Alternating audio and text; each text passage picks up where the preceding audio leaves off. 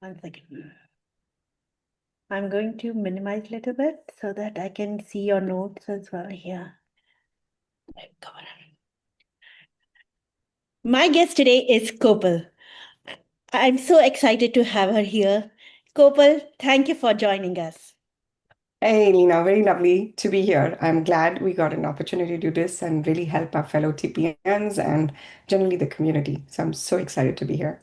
Wonderful. Can you give our listeners a quick pitch about you? What about your introduction?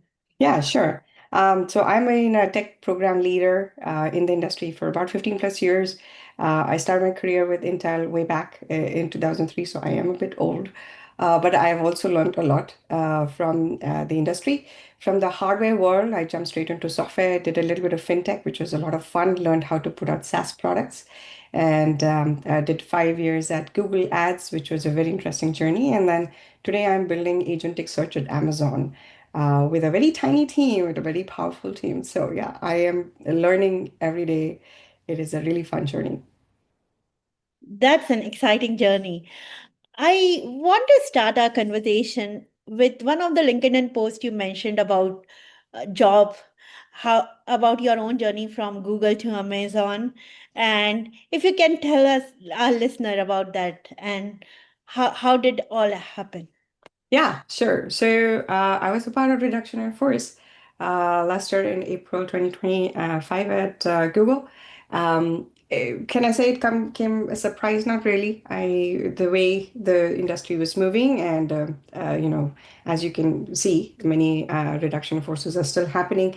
Unfortunately, human capital is going to fund the AI capital. Just the nature of business. Having said that, I do also see this as it's a churn. So people will be put out. You go get skill set or develop skill sets which with AI tools, and then you basically will see this a pattern also in the interviews that you are expected to bring that skill set back to the interviews where and be ready to go with AI tools from day one, right? Um, so for me personally, it was I had gone through like I was already going through massive burnout. So and I could tell from the white I was grays I was getting in my head like almost 2x as faster than they typically would come. So that's a good signal. So listen to your body. So it was a good in retrospective it was a good thing. I took a break, and that's when you really pause and you I focused on learning net new things, which obviously, when you are working for any big corporate company, you distance yourself away from all of the products which are happening. You're so holden into your own product. So spend a lot of quality time studying different system designs, how the different products in the world were working. I also went through obviously this also hits you from an imposter syndrome, right? So and that's what I think probably the LinkedIn post you're mentioning about. Imposter syndrome, especially for folks who work at FANG companies, it's not it's very common, I should say. It just people don't talk about it openly because I think many folks feel that putting your self out there, feeling all vulnerable, it's not the best thing to do. But this is also where you tap into people who know you really on either personal level or have had long professional friendships with you, who know you at your core. They know your expertise, and they remind you what you are really good at, right? This is also a time I self-reflected a lot, right? I wrote every day, I journaled every day, everything from what I had learned from my tech experience to what is that I wanted to do for the remainder of my life in the corporate world. It also became very clear to me that as a human being, I'm at my best when I can use the product end to end. I'm at my best when my I know deep in my heart that my product or the team I'm working with directly is serving the world in some good way, right?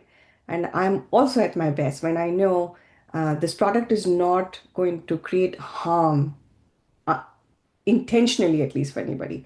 I know unintentionally. I mean, you just take a simple example as search, right? Everybody searches, right? So if you do it with wrong intentions, you can't really control that person's intentions. But But search also helps a lot of people really know what's happening in the world. How do you do things? You learn, you educate yourself. So a lot of good things. So personally for me, a lot of reflection. I did a lot of writing, and I also started meditating a lot. That really helped me because you need to continue anchoring into things which you would do anyhow if you were still working. Because I think many people, there's a shock of it, and then you have the processing part of it. People skip and people just jump straight into interview process or panic mode, like, oh my God, right?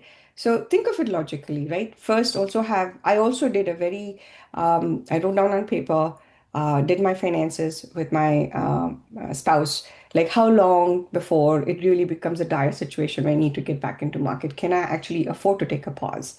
Right. I also had a very open conversation with my family, including my two kids, one in high school, one in middle school. And this is where I encourage everybody to have that open conversation, even if you are um, male, because males I know inherently feel, oh, I can't show it to my kids that I'm now laid off and I am now going through imposter syndrome and I have to go find a new job because you don't want to sound weak in front of your kids. But here's the golden truth: we are raising our children in an era where many of them are going to see this firsthand, feel it firsthand. They are going to see, they're going to get either not get jobs right after college, or they'll get a job, but that won't turn necessarily into full time. All sorts of things are going to happen. So, what better way to prepare the next generation than to demonstrate and lead by example, saying, hey, I am going through this. This is how I'm processing it, and this is the support I need from you. So, that is, I think, very important. Have an open conversation. I even spoke to my kids saying, hey, we live in an expensive neighborhood today. We have a house, but if things don't turn around, we might move into an apartment. We might not take vacations for a bit. And it really brings the family kind of together. You bond at a very different level because now they feel a part of the team. The kids feel, oh, I got to support my mom and I got to support my family by not constantly asking for things, because we are also raising a very entitled generation, right? So I Yeah. did that a lot. Yeah. That's so eye-opening because having been through that journey myself, I try to hide those conversations from my Mm. kid just because of fear of putting the pressure back on them, Correct. or like making them not put their best foot forward because they'll be like, okay, I can take an easy path, while they don't are not aware about the full context about the world, what is happening. Some of the companies are trying to hit a number, and that's where reduction in force is happening. Entire orgs are getting laid off. It's always that self introspection which Hmm. comes into play with the layoff, I feel. And that was the hardest part for me, like accepting that it was not me, but it Mm. was something which was beyond my control, Exactly. and I need to move on for my life. Exactly. Yeah, I think that is the bottom line, right? It is not you. It is the ecosystem we are often a victim of. You can't control the ecosystem. What you can control is your response to it, right? And this is where, journaling really helps. Meditating helps. And for me, reflecting, I do a lot of reflection when I'm journaling, listening to either very fun, good podcasts. My favorite is Simon Sinek. I also read a lot. Sahil Bloom is one of the guys I often follow from his write-ups. They're very, very inspiring. And I do all this when I often walk my dog. And that routine is something which really helped me power through. And of course, you talk with your friends, right? Like I had a small group, and I'm so grateful. 5 women in my life, I tapped into. I exactly told them what I was feeling, what I was going through, and they didn't care what I did, what I worked. They just knew me at my best. They know that I'm a go-getter. They know that I'm very sincere at my work, and they were there to support me. So just like you said, open up first with the people you're comfortable with, but don't be shy about sharing with your family. Of course, do take into consideration what's the age of your kids. How will they process this? You don't want to be sharing this with a kindergartner or a second grader. They'll totally go into panic because their definition of life is like, okay, we take vacations and we have a great time, and we can go for parties and whatnot. So you have to take that into consideration. So my kids were middle, even though she's a middle schooler, she's way mature for her age, so she kind of got that. And then of course a high schooler. So yeah, uh, that's how you want to process it. Keep your daily routine in play every day. One of the thing you mentioned about meditation. Uh-huh. How do we learn that? How do I learn those skills about meditating, deep reflection? I feel when I'm trying to meditate, I just get lost in so many thoughts, Yeah. like 1 million thoughts a second, especially when it's not an easy time for me in the life roller coaster. Eh, Yeah. Like, how do I really use the meditation effectively? You start small, baby steps. So you start literally with 5 minutes, and I just either you could YouTube it or you could go to Spotify. I follow the daily guided meditation on Spotify, and you build. So you just do 5 minutes, and yes, your thoughts are going to be all over. And the biggest mantra is not to try to control your thoughts. The way I think about it, and you will hear this on many guided meditations, is think of your thoughts like little clouds floating in the sky, and they'll come to your brain, and then you just let them go, right? um, a very powerful way I do this to my, and I've done this with some of my teams as well. um, Most of us who are in tech, right? I think to some extent our default DNA is workaholic, right? So even when you're meditating, you're itching to do a job. Like, what do I do with my brain, right? So, and this is, I also do this with my kids when they're stressed, and I'll give you a simple tip. Close your eyes, just be in relaxed position. And the thing, what you want to do is bring your focus to the center of your head, which is often called the third eye. And imagine yourself as a mini me. Okay. Now think about your mini me in your brain, and your mini me has this giant broom in the hand. Okay. And all it does is it basically scrubs your right side of the brain, then your left side of the brain, and then the right, and then the left. And see your mini me walking down the back of your spine with the same broom and scrubbing your spine. And as it's scrubbing, it's basically scrubbing all the negative energy, the thoughts, the to-do lists, the worries, the concerns, whatever that might be, right? Um, Even any exciting, happy thoughts, let it scrub it out. And as you scrub your brain and your spine and your walk down your spine, um, start to hear the squeaky sound, the squeaky clean sound. Hear that in your head, hear that in your ear. And when you start hearing that, and maybe people now thinking, oh my God, she's probably in OCD. No, I'm not. My spouse is, I'm not that a clean person, but yeah, I'm not obsessed with cleaning, let's put it that way. But it helps me focus better when I think of it. And as that little mini me walks down the spine, I have it do this job all the way till my tippy toes. And you won't believe, by the time you've done that and you're breathing through it, 7 minutes have passed by, because that's how long you will think about every single muscle, every single bone in your body. And it's a great way to focus, because then your thoughts are about this mini me trying to work down your spine and not about thinking of other things to do. Wow, that's a good picturization. I'm going to try Okay. that mini next time. Okay. I want to switch gears a little bit and talk about if I'm in the job market, I'm trying to look for a new role. How do I put my best foot forward beyond meditation? What are the things I should be learning right now? Mm-hmm. Help with AI. Like, I feel like AI is so drastically changing. 4 months ago, it was ChatGPT everybody wanted to use. Now it's Claude. Everybody wants to use Claude. And 2 months from now, it might change. How do I keep the pace, make myself more marketable beyond, like, if I'm doing it right now at this laser fast pace? Mm.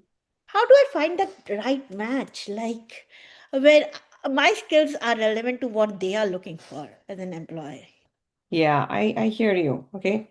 So I will start the conversation to first say the thing which is taking, I shouldn't say taking, or people think is taking your jobs away, is also your best friend. As soon as I decided to hit the job market, the first thing I did, and I am an avid user of Gemini. I made Gemini my best friend. I really did. In my darkest and lowest of moments, when I came out of an interview and I felt I didn't do that well, I would just feed it back into AI and I would tell her, I even named her. So I forget the name, but I call her, I think, I can't remember the name, but it'll come to me. I'll share with you. But yeah, she did become my best friend, and yes, they tend to patronize a lot. So you have to take it with a grain of salt. Like you're like, oh, you are doing great, Kopal, and blah blah blah. Okay, cut that crap. But just at that moment, right? It also gives you very good pointers, saying, okay, this is the question which was asked. This is what you did, and then it'll give you feedback, saying, hey, no, I think you should have used this other example, right? So number one, find that AI which works for you. You can use it to your advantage from an interview prep position, right? Number two, don't just jump into the job market. Work on yourself. This is a golden opportunity for you to learn something net new altogether, right? If you want to go broad, you can industries which interest you, right? Study everything about what are the products, how are these products generally built, right? Understand the system design architecture. Who are the How do I do competitors? that? Like, how do I learn system architecture? I feel like Oh, okay. previously it was educative.io, which I'll use and I'll learn system design and I feel confident. But now I feel so lost. Okay, Like I get infinite validation with this chat GPT or a no, no, Claude, no. and I'll get new links every time when I ask a new system design question. And I just feel like I'm lost. I'm being lost in noise. No, I hear you. And yes, you would get it. It can be quite inundating to see all that information being done. No, this is where humans come handy. So after, let's say, you looking for, let's say, Netflix, for example, as a system design architect, how does Netflix really work, right? Many components in any video streaming platform, many of them are same, whether you take YouTube or you take Netflix or whatever that might be. So you want to study from this from scratch. The best way is um, find a YouTube channel where a human is explaining this, like it they would do for an interview. And if the way they explain it resonates with you, then use them for the rest of your preparation, whatever that might be, right? And I'll give you my example. I used Hello Interview heavily. The way, I forget the gentleman's name who actually explains them, the way he breaks it down, and this is how you want to go to an interview, right? You want to be able to talk about functional requirements, non-functional requirements, what is going to be high level design, what are the components which go in, and then deep dive into different aspects of it. And there's a whole Q&A section where he'll talk about, hey, if you're going in as a technical person, these are the kind of things they may ask you, so this is how you want to answer, right? So to me, that really worked, and it clicked with my brain, more importantly, that I am generally a very structured and organized person in my brain. I like the way I learn is through repetition sometimes. So for every system design architecture I studied from there on, or I practiced there on, or I learned about, I followed this method, this structure. It works with my brain. So it may not work for everyone's brains, and that's fine. You find what works for you, but find that platform of educating yourself and learn from only one or two, not don't diverse too much. It could be a lot, right? That's what you want to do. Yeah. Yeah, I feel like I get lost with those 30-second videos No, from no, different no, influencers which no. get in my feed. And then I try to follow them and try to No. overwhelm myself with so much content over there. Yeah, no, you don't want this is studying for interviews not through you don't learn through influencers. You learn through real sit down sessions. And mind you, these YouTube videos on Hello Interview, each of them, they're an hour and a half long. So even if you listen to them at 2x speed and you know part of it, you're going to still be sitting with it at least for 45 minutes to an hour. This is like studying for an exam. How do you study? You can't crack the book in 5 minutes by somebody watching someone's influencing video. No, you got to sit with it. I read this very cool thing on LinkedIn, I think a few days back. It said AI can help. with the thinking, but it cannot help with understanding. Understanding is still you. It's your ability to comprehend complex material. So that includes how you think, how you break down in your brain, how you implement it in different examples, for example, right? Or what's your process time? When a question is asked, how your brain and how quickly your brain processes, and it can apply what you had learned in one area to the question being asked in a very different area, right? That's the trick. And then, of course, the second part of it, which I heavily worked on, and this is even before I started like interview process, was I took all my work and I broke it down into categories, right? So there's a lot of projects I worked on. If I start counting, I mean, more than 100 plus projects in my 25-year span, right? But I can't take 100 projects to interviews, right? Based on the company, based on what role you're interviewing for, you want to tease out the right kind of examples, right? So from the 100 odd projects, I think bubbled about 20 big examples, and then from 20 big examples, I filtered them down again to seven, which I really honed in on because they truly explained my ability to run complex projects in a matrix organization with cross-functional people, so including PMs and data science folks and engineering, go-to-market teams, business development teams, end to end, where I was involved. And then here's a quick hack I would share with you. Amazon principles. People think they don't need to study this unless you're interviewing from Amazon. I will give you this hack. If you take your examples and you can stitch your top big examples to the 14 Amazon principles, that's the best way to anchor your examples. Which example talks to what principle? Because at the end of the day, Amazon just calls the principles out. Everybody applies it though. They may not explicitly call it out in their handbook, right? Um, and that really helps to think of how should I prepare, which example do I talk about when this question is asked, right? And remember, as you do all this practice, I fed all of my notes and my learnings back into Gemini, and I said, okay, now help me map my examples the best to these kind of questions. And and it gave me that feedback, so next time when I got questions, I was able to better map my answers, right? So a few of these things help. Yeah, you're spot on. Like with my own personal journey about interview, like from a TPM perspective, there are few themes which are always I have to check box. Conflict management, influence for the people or orgs you are not directly working with. What are the themes you see emerging from AI TPM perspective, which are different from the traditional TPM? Yeah, I think heavily technical. If you are a TPM, you got to be able to truly explain. I wouldn't say at an engineer level, you won't be expected to code, right? But you are expected to be able to show how you can automate your own work on a daily basis, right? For example, I have been working in a space where we heavily consume GPUs and CPUs for our work. And this is the hardware capacity problem has become a challenge for every software company, especially who are trying to transition and bring AI tools, right? How do you budget? How do you plan human usage versus team size versus how much money do I want to spend on this AI tool, right? And a big part of this is understanding the economics of your team, right? Okay, uh, what are the needs? Where is your product going to be served? Typically, what does it take to build your stack, your technical stack? How many GPUs and CPUs and etc., right?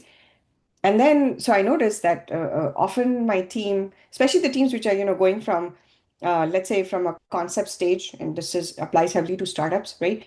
Into starting to go more towards a productization and sales setup, right? You want to be able to create simple AI based calculator or a tool where you plug in what you need. For example, it could be transactions per second, or it could be the region you're trying to, or whatever the metric you kind of use, right? and it should auto populate and say, okay, you're like trying to enable this your product in XYZ region for so many customers. This is what your stack needs to look like. X number of GPUs, Y number of CPUs, these are different instance types, right? I could have just continued to use the old tables which the team was using, but then the data kept changing so frequently. I decided to dump all the learnings into the AI tool internally. And now I just have the simple calculator where I simply have to put the name of the region. I put in my metric number, which I'm going after, and it auto populates everything, right? That's a huge lift because typically somebody in my team would spend quality time, like up to like an hour or 2 hours, just making sure that, oh, I can calculate the capacity. Now I just plug in the numbers. It's less than 30 seconds. I get my answer. Yes, initially you want to validate because sometimes AI can completely get it wrong. But once you validated your tool, then that's great. But this is where now not only have you gained time as an individual, but you saved your team a bunch of headache, right? Instead of going to five different people to ask questions and answers, I already have the answers. I just, compiled it into a calculator. So um, using AI, I think it's a TPM specifically. How are you using the tools, whether it be Claude, whether it be Gem, whatever that might be? How are you using to almost create like a agent who, your own agent? So it's like a Kopal agent, if you will, right? That's how you want to be thinking when you're even going into interviews. They're looking for like smartness is being defined, redefined, I feel. Smartness is not anymore how smart your algorithm is, how quickly can you code, or how good you are at negotiating deals and stuff. No, smartness is more now how are you creating more time for yourself to actually go off and do innovative things by giving your daily chores away to this tool, right? That's how you won't even take that whole self to the interview. Like, especially when they ask this question, saying, what would you do differently? This is a great place to saying, for this project, it took me 6 months to get this, let's say portfolio ready and start tracking it because there were that many stakeholders. Now that I have the power of AI tools in my hand, I should be up and running with this portfolio in less than 3 weeks. And the biggest lift in that would be actually getting the stakeholders to the table, having those deep conversations about what's expected, what are the timelines we're trying to march to, get your resource headcount in place, and that's it. That should be the heavy lift. Not actually taking the data, putting it in some format which works for everybody. No, you just should be able to do that in 3 weeks. So that is what I would do differently for the projects which I ran, let's say in 2020 and 2018 and so on and so forth, right? I totally agree. Using AI to automate those manually workflows which we are Yeah. doing. So some of the things like I am doing as well is around like all the reporting we were doing manually where we'll get Jira reports, try Yep. to write this cursor Claude integration which can help pull those reports directly from Jira. That way we don't have to manually pull it. So these are so simple projects. If you are not doing something fancy, start small, which you were mentioning. Start small, start doing that to automate your manual task, and then go bigger and bigger to entire portfolio level. Yeah, absolutely. In fact, I would say if you're using external tools, Jira is one of them, or you're using, in many companies use Slack, right? Slack recently introduced a Slack bot. The power that some of these tools are coming with AI features inbuilt. So you shouldn't even have to waste any tokens to run a Claude command to do this Jira reporting. Jira itself should be able to give you a very smart AI report, and you should be able to export it in any format your team understands, whether it is Excel or whether it's Google Spreadsheet or whatever that might be, right? And then you can actually use Claude for more intelligent work. Like, okay, identify the categories of issues which we have incurred in the last 3 months, right? You start seeing patterns. This is where the human value comes. And yes, AI can also see patterns, but you have context of your team. You have more context of your product. You also have context about expectations from your leadership for a certain particular product, right? AI may take time to get that context, right? And this is where the human, especially as a TPM, your power comes in. You see these patterns much more quickly, and then you can go off and work with those specific teams and say, hey, I noticed we keep running into this issue like literally every 3 weeks. What are we doing going to solve it? This is starting to kind of look like tech debt to me, right?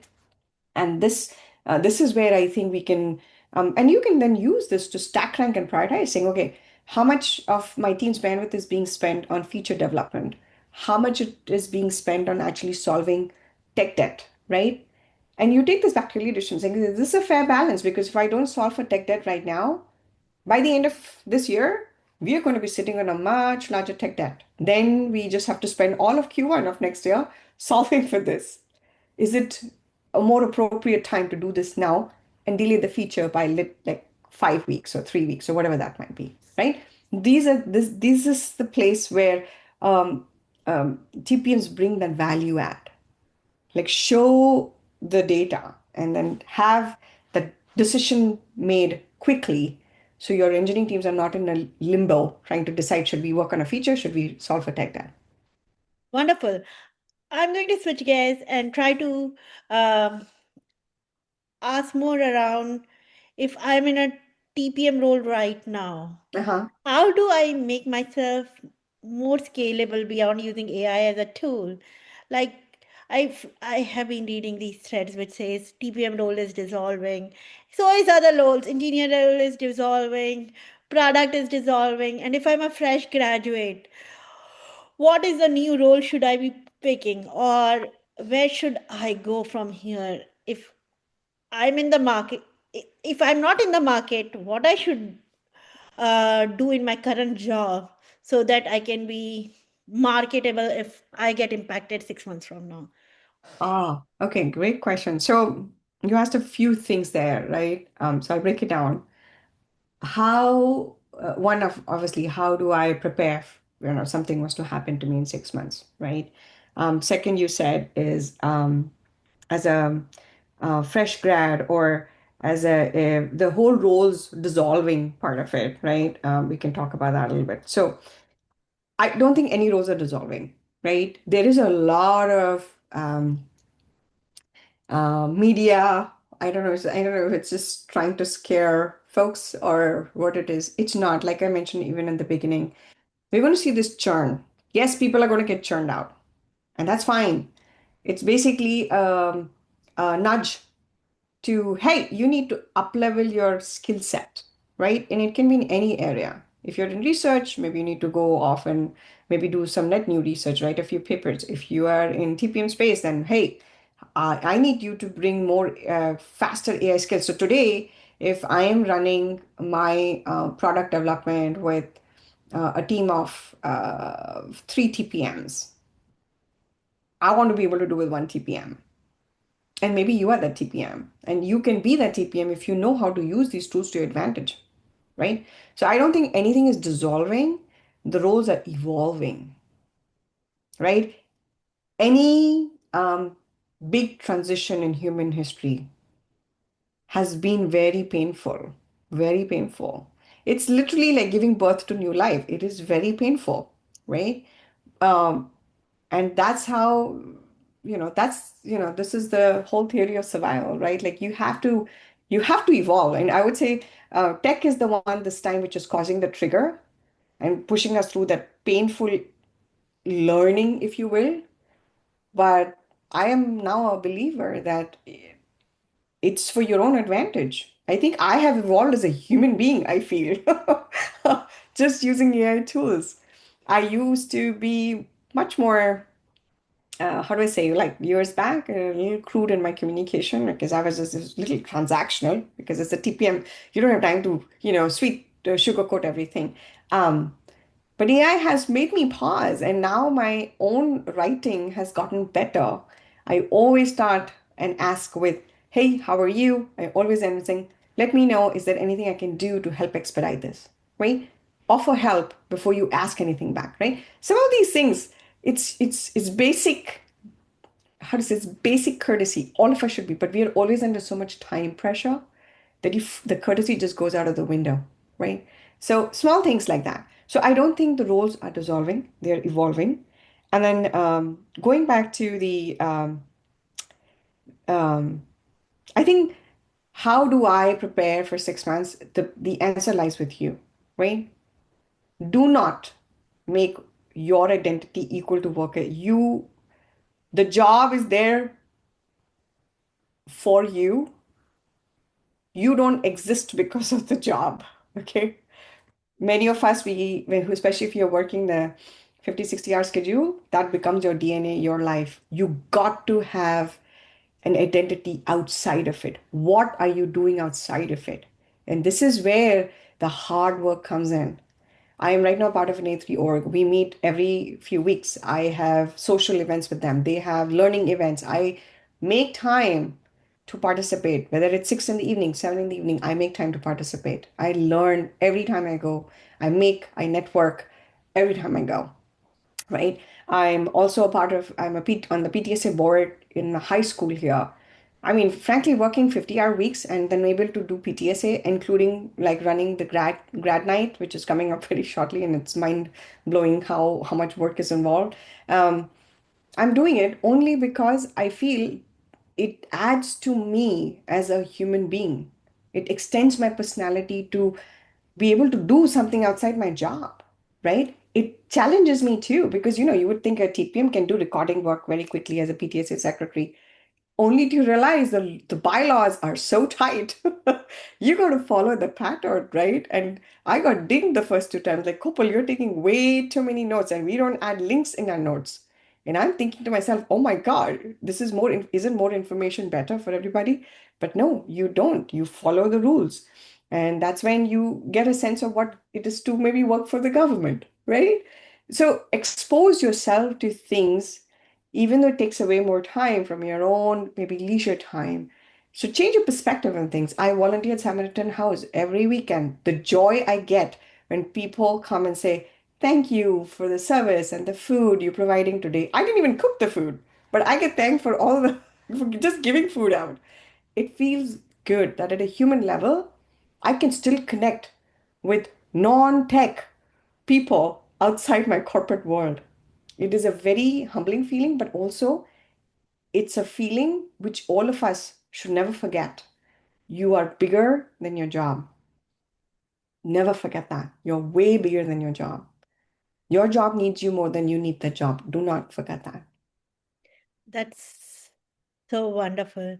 Like making time for doing community building and Yes, making sure you are active part of community by contributing to the community so that you can feel more value beyond just yes. putting whole identity to work and then feeling if that identity is taken away, uh, feeling hit by it harder. Yeah, exactly. Awesome. Yeah. Uh, it was such a nice conversation. Thank you, Gopal. Thank you for taking time to talk to us today. It was very nice having you in the podcast. Thank you for having me. I'm here to help. Anybody who wants to connect with me, please go on LinkedIn, find me. I'll share my link with you too as well. So connect me. And yeah, I love to share my experiences and learn from other people while I do that too. So thank you for having me. Thank you. Bye. Yeah.